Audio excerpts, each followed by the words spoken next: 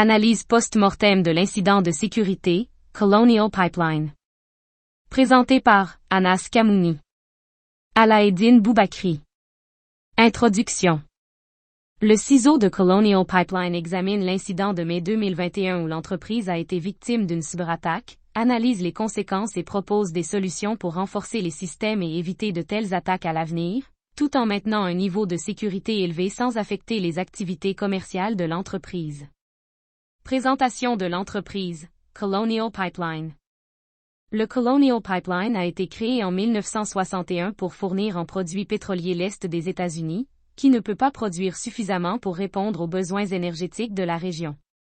Le pipeline fournit environ 45% de l'approvisionnement en pétrole de toute la région orientale des États-Unis, ce qui en fait un grand pilier de l'économie du pays. Depuis sa création, l'entreprise a été perturbée par plusieurs événements, mais le 7 mai 2021, elle a été directement et volontairement ciblée par une organisation malveillante, entraînant une crise nationale. Analyse d'impact de l'incident de sécurité.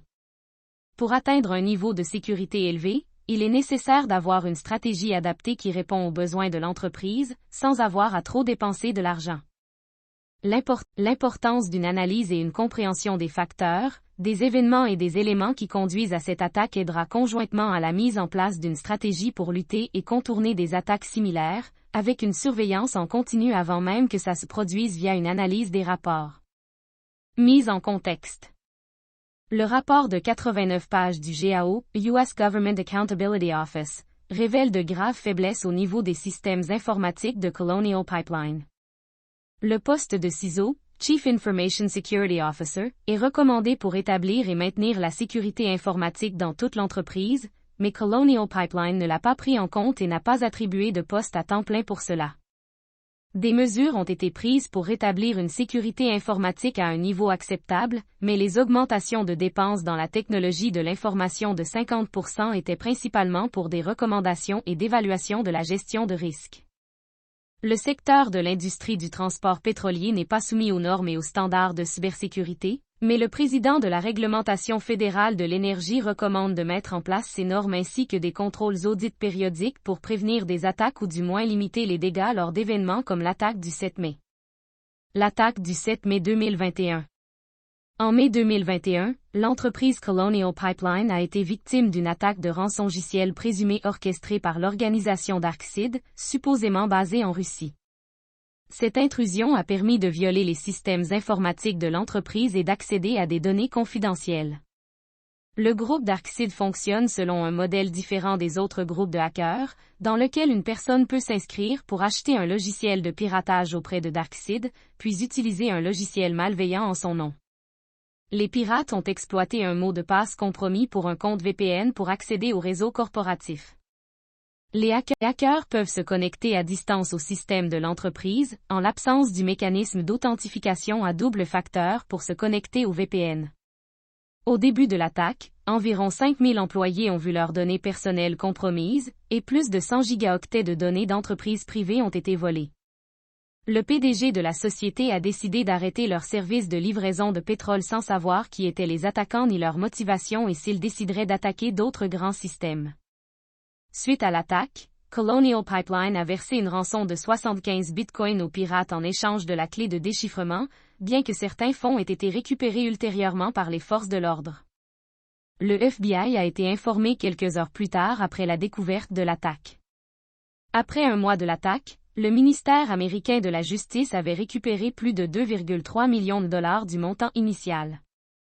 Impact sur les actifs de l'organisation. L'attaque contre Colonial Pipeline a eu des conséquences graves sur l'approvisionnement en carburant dans plusieurs États de l'Est des États-Unis. Les pirates informatiques ont utilisé des informations acquises pour lancer d'autres attaques sur des parties vulnérables de l'oléoduc, entraînant la fermeture de l'oléoduc et des pénuries de carburant dans les stations-service. Le président Joe Biden a pris des mesures pour acheminer le pétrole par mode auxiliaire vers certains endroits du territoire. Les conséquences économiques ont également été significatives, avec des pertes de revenus pour Colonial Pipeline et toutes les entreprises qui revendent ces produits pétroliers.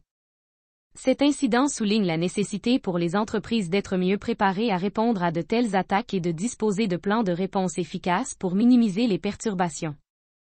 Les gouvernements et les organisations de sécurité doivent travailler ensemble pour prévenir de telles attaques et garantir la résilience de nos infrastructures critiques. Solution. Compte tenu des leçons tirées de cet incident et des conséquences potentiellement plus dévastatrices, il est impératif que les nouvelles protections de cybersécurité informatique de Colonial Pipeline soient mises en œuvre et appliquées aux besoins. Solution immédiate. Implémenter l'authentification à 2 facteurs sur le réseau VPN d'entreprise.